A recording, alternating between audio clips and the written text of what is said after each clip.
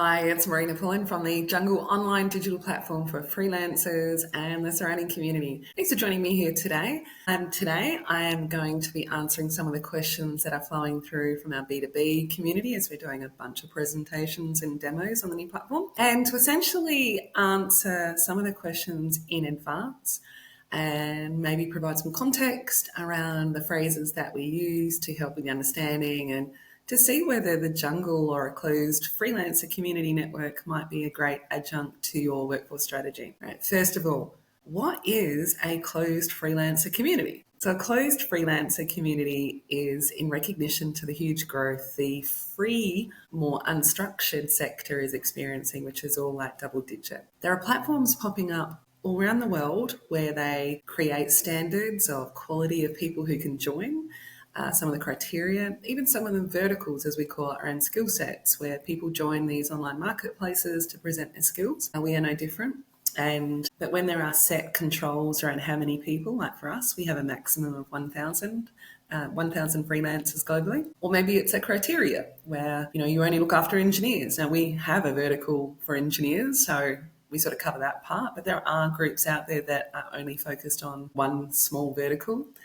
Or it might be that you're looking for people with certain character or skill competency. So for us, we only take people who have had 5 years experience in the workplace and have proven skills and what we would loosely call a character of integrity, meaning that they're honest and they're reliable and they sort of fit what our clients' expectations are. Now, why is that important from a business model point of view? It's because the Jungle, we hope, will one day be seen as a natural alternative to some of the big consulting firms. The Jungle is filled with great professionals, just like those big consulting firms are. Or, even more exciting, maybe the Jungle will one day be an alternative in your organisation to choosing a body shop instead. And the reason we'd be excited by that is one of the ethical models or elements to our business model is that the person doing the work collects the cash. The clip fee is very small between the parties, and what that ultimately does is creates a network of really happy professionals who can make some life choices rather than it going to managing partners or body shop owners or whatever. All right.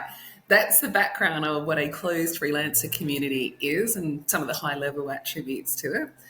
But let me talk about the cost benefits, which is essentially the main question that we get. Where do you guys save money for us? And I'm going to answer that in a couple of bullet points. Number one, having a closed freelancer community allows you to lower the hiring and recruitment costs for the work that you need to be done. The Jungle model eliminates the agency fees, so you only pay for what you use. And in doing that, you're able to lean out some of the costs and the time to hire as well by you as a business or an organisation being more involved in the hiring process and not handing off those fees and some of that, that sort of authority off to a third party.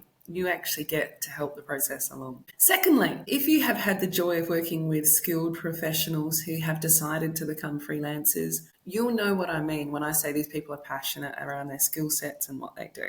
And there is a saying that says, you think I'm expensive? Wait until you work with an amateur. And that phrase continues to knock through my head when I look very proudly at the high quality skills that sit within our closed community. So our businesses, our clients should expect to see less hours required to get a really high quality job done. And ultimately we see that as being a massive contributor to your innovation strategy, it being executed better with less risk, but to also maybe do a bit of a knowledge and capability uplift by just having some of these really clever freelancers or, in whatever capacity they have, helping and sharing some of their knowledge with your staff. This is this nice byproduct of.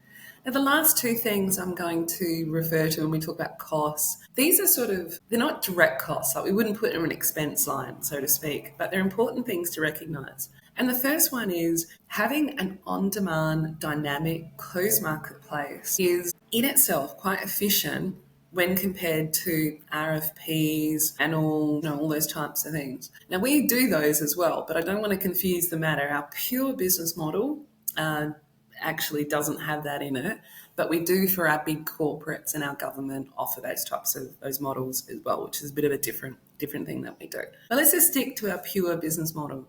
where we have next to a large organisation is tapped in capacity to go into the portal and go into the community and explore all these different gig packs or people and stuff and go, okay, amazing. What that speed to service and that ease in which they can connect with people absolutely relies upon is streamlined procurement. So our back office, our admin team, who are the most patient people in the world, are the ones who will run purchase orders and insurances and ongoing compliance and all of those things that we need to supplement to be able to engage with big corporates. Even though we have the pre-approved professionals in this community, we also need to, sometimes equally important, to honour a procurement system that reflects the high level of governance that all organisations expect these days.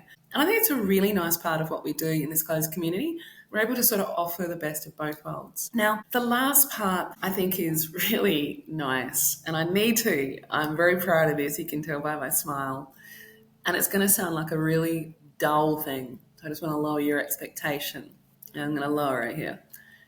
I am so proud of how secure the platform is. And to the tech team, you've got my heart all the time with how strict you are on things. But one of the guiding principles behind this closed freelancer community is that everyone who is in the community, including our corporates, must feel a sense of safety and that they can trust the environment that they're operating in. So we have spent literally years and years doing a nice blend of good processes, digital architecture, fortressing the whole system that allows a sense of ease to go on. Now, if you're in there and you like me and you think, it's a bit weird, I'm still not feeling 100%, our security and all those sort of more mechanical aspects of the community and how we work, they're all supported by high quality people as well. So some of you would know Raya, who's constantly having to tell people she's not a robot because she's so good.